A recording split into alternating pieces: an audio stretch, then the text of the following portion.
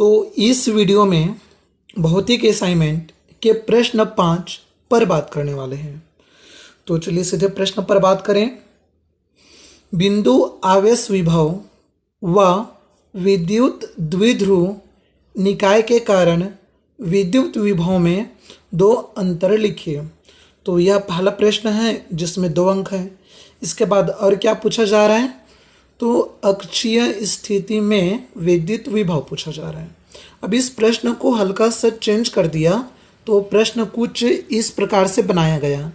एक विद्युत द्विध्रुव के इंक्रीजिंग एक्सिस पर अक्ष पर स्थित किसी बिंदु पर विद्युत विभव हेतु व्यंजक प्राप्त कीजिए।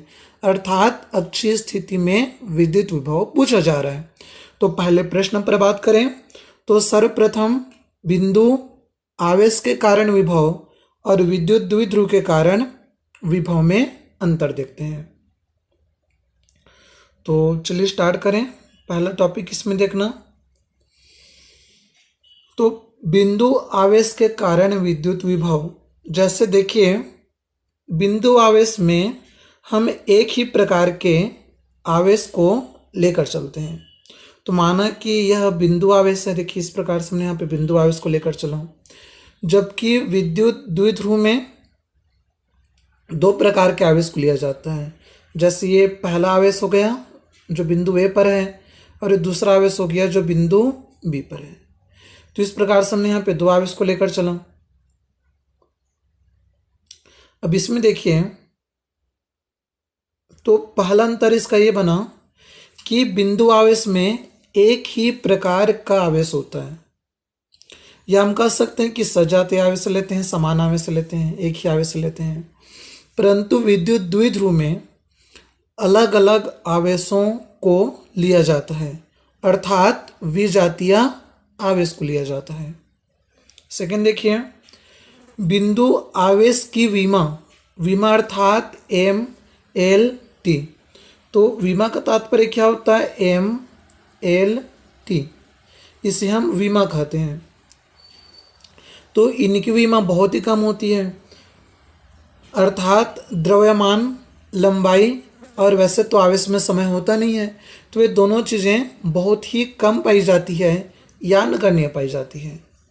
तो बिंदु आवेश की विमा बहुत ही कम होती है। यदि हम विद्युत द्विध्रुव में देखें तो विजातीय आवेशों के बीच की दूरी अल्प होती है, अर्थात इसकी विमा नगण्य नहीं होती या कम होती है। तो वे दूसरा अंतर हुआ कि बिंदु आवेश की विमा बहुत ही कम पाई जाती है या नगण्य होती है, लेकिन विद्युत द्विध्रुव की विमा नगण्य नहीं हो सकता। विजातीय आवेशों के बीच की दूरी अल्प होती है, परंतु वह शून्य नहीं हो सकती, अर्थात नगण्य नहीं हो सकती। जैसे चित्र में देखिए, हमने यहाँ पर बिंदु ओ में एक बिंदु आवेश लिया, और बिंदु आवेश का परिभाषा भी समझ लीजिए कि यदि किन्हीं आवेश की विमा बहुत ही कम है तब उसे हम बिंदु आवेश कहते हैं। और विमा का तात्पर्य क्या होता है कि किसी भौतिक राशि को m अर्थात द्रव्यमान, l अर्थात दूरी, और t अर्थात समय के रूप में दर्शाना। तो बिंदु आवेश की विमा बहुत ही कम पाई जाती है, जैसा आप यहाँ पे देख भी सकते हैं। और हमने एक अन्य आवेश लिया Q नॉट। तो उस आवेश को अनंत से विद्युत क्षेत्र के किसी बिंदु तक ले जा रहे हैं, तो उस कार्य को हम विद्युत विभव कहते हैं। अच्छा, जिसको विद्युत विभव का परिभाषा नहीं पता, समझ में नहीं आया, और यहाँ पे जैसे देखिए हम यहाँ पर काम क्या करते हैं, तो इसमें जैसे देखिए कि मान लीजिए कि हमने इसको अनंत में लेकर चला एकांक आवेश को, तो अनंत से एकांक आवेश को विद्युत क्षेत्र के किसी बिंदु तक ले जाना।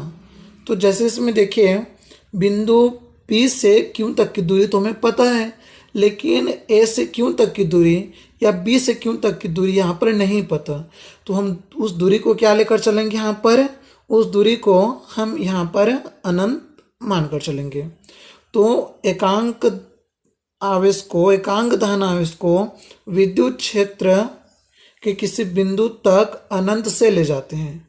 तो इसका परिभाषा कुछ ऐसा होता है कि एकांक धन आवेश को अनंत से विद्युत क्षेत्र के किसी बिंदु तक ले जाने में किया गया कार्य। नेक्स्ट देखिए, अगला इसका चित्र है विद्युत द्विध्रुव। तो जैसे इसमें ए पर हमने प्लस क्यू आवेश लिया, बी पर माइनस क्यू आवेश लिए, दो आवेश अल्प दूरी पर है, विजातीय आवेश है, तो इसे हम विद्युत द्विध्रुव कहेंगे। तो इस प्रकार से हमने यहाँ पर विद्युत द्विध्रुव लेकर चला। तो बिंदु P विद्युत द्विध्रुव के मध्य बिंदु O से D दूरी पर स्थित है। नेक्स्ट देखिए, बिंदु आवेश के कारण विद्युत विभव सामान्यतः शून्य नहीं होता, उसका कुछ न कुछ मान पाया जाएगा, परंतु विद्युत द्विध्रुव के निरक्षीय स्थिति में विद्युत विभव का मान शून्य हो जाता है। तो इस प्रकार से हमने यहाँ पे 4 अंतर देखा। आप इसमें से कोई भी 2 या 3 अंतर को असाइनमेंट में नोट कर सकते हैं। अब इसी में एक सेकंड क्वेश्चन पूछा गया कि अक्षीय स्थिति में विद्युत विभव ज्ञात कीजिए। तो इस क्वेश्चन को भी एक बार समझ लेते हैं। तो जैसे देखिए, इस चित्र में बिंदु ए पर हमने प्लस क्यू आवेश लिया, बिंदु बी पर माइनस क्यू आवेश लिया जा रहा है, और माना कि इनके मध्य बिंदु ओ से डी या आर दूरी पर हमने कोई एक आवेश को लेकर चला, एक बिंदु पी लिया जा रहा है।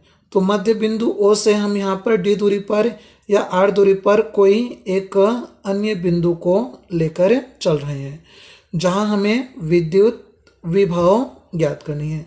तो इस बिंदु P पर हमें विद्युत विभव का मान ज्ञात करना है। एक चीज और समझिएगा, विद्युत विभव अदिश राशि होती है, सदिश राशि नहीं होती। अब जैसे इसके आगे देखिए, तो हो गया चित्र के बारे में। तो प्लस क्यू आवेश के कारण किसी बिंदु पर विद्युत विभव देखते हैं। तो विद्युत विभव का सूत्र क्या होता है कि 1/4 पाई एप्सिलॉन नॉट के और क्यू बटा बीच की दूरी। तो प्लस क्यू आवेश कहाँ पर है, जैसे देखिए इस चित्र में हमने प्लस क्यू आवेश को बिंदु ए पर लेकर चला था। तो यहाँ पर क्या आ जाएगा, ए से पी तक की दूरी आ जाएगा। तो जैसे इसमें देखिए हम क्या लेकर चलेंगे, ए से पी तक की दूरी। तो उस स्थिति में क्या होगा, दूरी यहाँ पर ए पी आ जाएगा। अब यहाँ पर कुछ संकेत को समझने का प्रयास करें, जैसे कि क्यू क्या है, वहाँ पे आवेश का संकेत है, एप्सिलॉन नॉट निरपेक्ष विद्युतशीलता है और के माध्यम का पराविद्युतांक है।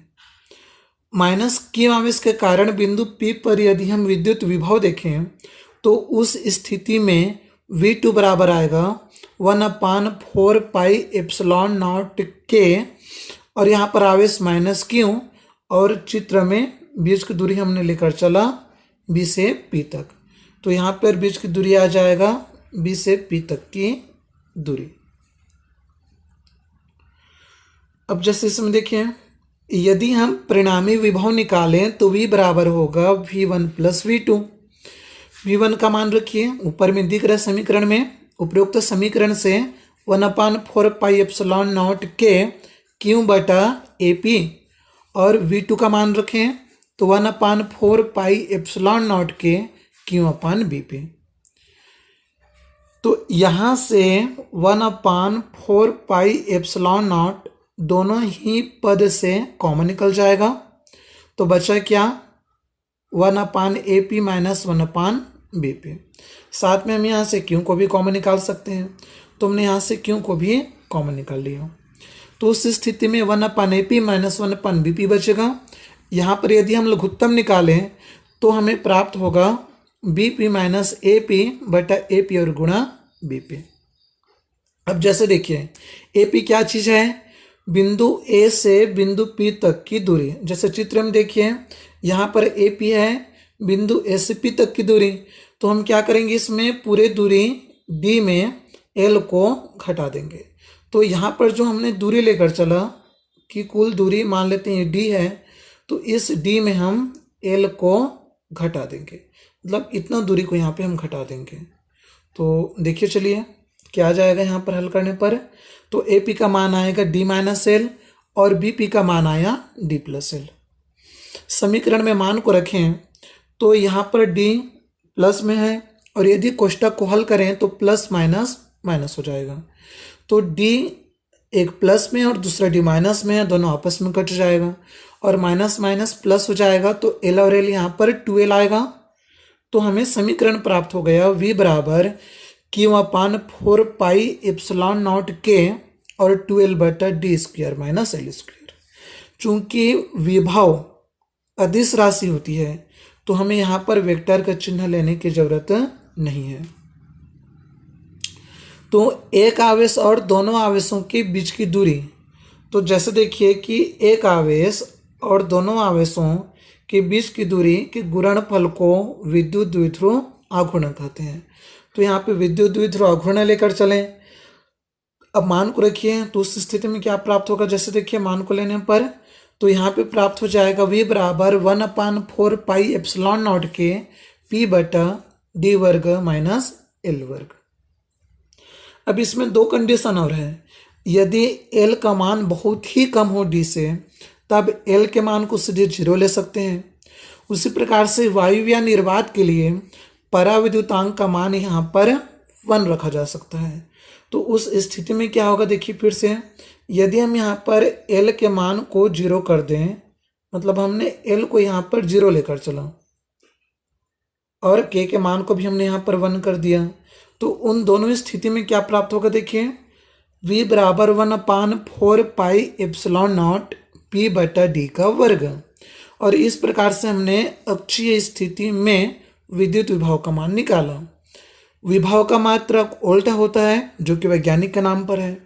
तो इस प्रकार से हमने इस प्रश्न में बिंदु आवेश के कारण विद्युत विभव, विद्युत द्विध्रुव के कारण विद्युत विभव में अंतर देखा और व्यंजक की उत्पत्ति किया।